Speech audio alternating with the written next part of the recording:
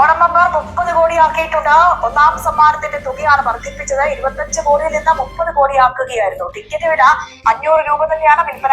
വളരെ നല്ല കാര്യം. ഞാൻ ഈ പറയാൻ പോകുന്ന ഈ ഒരു സിസ്റ്റം നിങ്ങൾക്ക് ഇഷ്ടപ്പെടുകയാണെങ്കിലോ അല്ലെങ്കിൽ നിങ്ങൾക്കും ഈ അഭിപ്രായം ഉണ്ടെങ്കിലോ മാക്സിമം ഷെയർ ചെയ്യുക.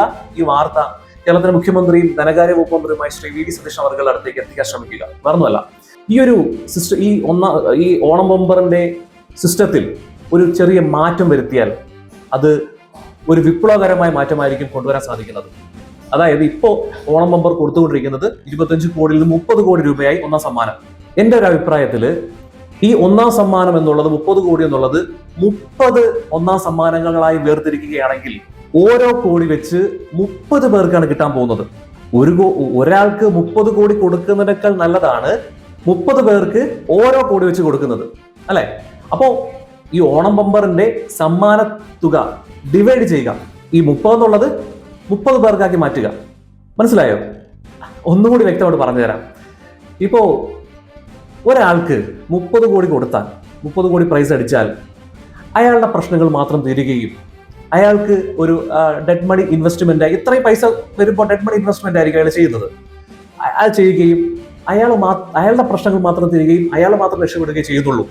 എന്നാൽ നേരെ മറിച്ച് ഈ പറഞ്ഞ ഐഡിയയിൽ 30 ഒന്നാം സമ്മാനങ്ങളായി തിരിക്കുകയാണെങ്കിൽ ഓരോ ഒന്നാം സമ്മാനത്തിനും ഓരോ കോടി വെച്ച് അത് 30 പേരിലേക്ക് എത്തുകയാണ് ചെയ്യുന്നത്. അപ്പൊ എന്താ സംഭവിക്കുന്നത്? 30 പേരുടെ പ്രശ്നങ്ങൾ തീരുകയും 30 പേരും രക്ഷപ്പെടുകയും 30 സ്ഥാപനങ്ങൾ തുടങ്ങുകയും ചെയ്യും എന്നുള്ളതാണ് അതിന്റെ ഒരു യാഥാർത്ഥ്യം.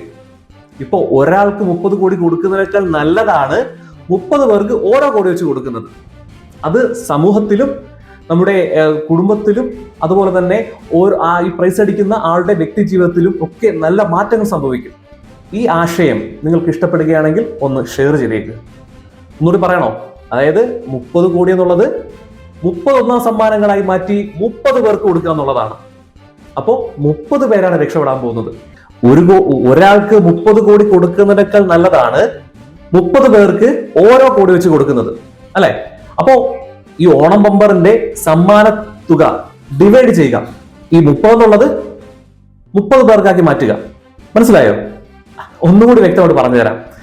ഇപ്പോ ഒരാൾക്ക് 30 കോടി കൊടുത്താൽ, 30 കോടി പ്രൈസ് അടിച്ചാൽ അയാളുടെ പ്രശ്നങ്ങൾ മാത്രം തീരുകയും അയാൾക്ക് ഒരു ഡെഡ് മണി ഇൻവെസ്റ്റ്മെന്റ്, ഇത്രയും പൈസ വരുമ്പോൾ ഡെഡ് മണി ഇൻവെസ്റ്റ്മെന്റ് ആയിരിക്കും അയാൾ ചെയ്യുന്നത്. അയാൾ ചെയ്യുകയും അയാളുടെ പ്രശ്നങ്ങൾ മാത്രം തീരുകയും അയാൾ മാത്രം രക്ഷപ്പെടുകയും ചെയ്യുന്നുള്ളൂ. എന്നാൽ നേരെ മറിച്ച് ഈ പറഞ്ഞ ഐഡിയയിൽ 30 ഒന്നാം സമ്മാനങ്ങളായി തിരിക്കുകയാണെങ്കിൽ ഓരോ ഒന്നാം സമ്മാനത്തിനും ഓരോ കോടി വെച്ച് അത് 30 പേരിലേക്ക് എത്തുകയാണ് ചെയ്യുന്നത്. അപ്പൊ എന്താ സംഭവിക്കുന്നത്?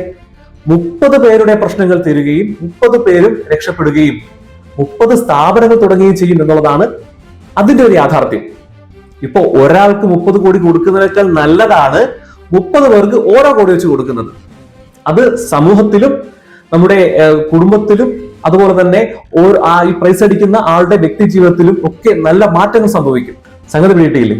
അപ്പോൾ ഇത്രയൊരു സംഭവം. ഈ ആശയം നിങ്ങൾക്ക് ഇഷ്ടപ്പെടുകയാണെങ്കിൽ ഒന്ന് ഷെയർ ചെയ്തേക്ക്. ഒന്നുകൂടി പറയണോ? അതായത് 30 കോടി എന്നുള്ളത് 30 ഒന്നാം സമ്മാനങ്ങളായി മാറ്റി 30 പേർക്ക് കൊടുക്കുക എന്നുള്ളതാണ്. അപ്പോ 30 പേരാണ് രക്ഷപ്പെടാൻ പോകുന്നത്. അല്ലാതെ ഒരാൾക്ക് 30 കോടി കൊടുത്ത് ഒരാളെ രക്ഷപ്പെടുത്തുന്നതിനേക്കാൾ നല്ലത് ഓരോ കോടി 30 പേർക്ക് കൊടുത്ത് 30 പേരും രക്ഷപ്പെടുന്നതല്ലേ? ഈ വാർത്ത ഇഷ്ടപ്പെട്ടാൽ നിങ്ങളൊന്ന് ഷെയർ ചെയ്യുക. നന്ദി.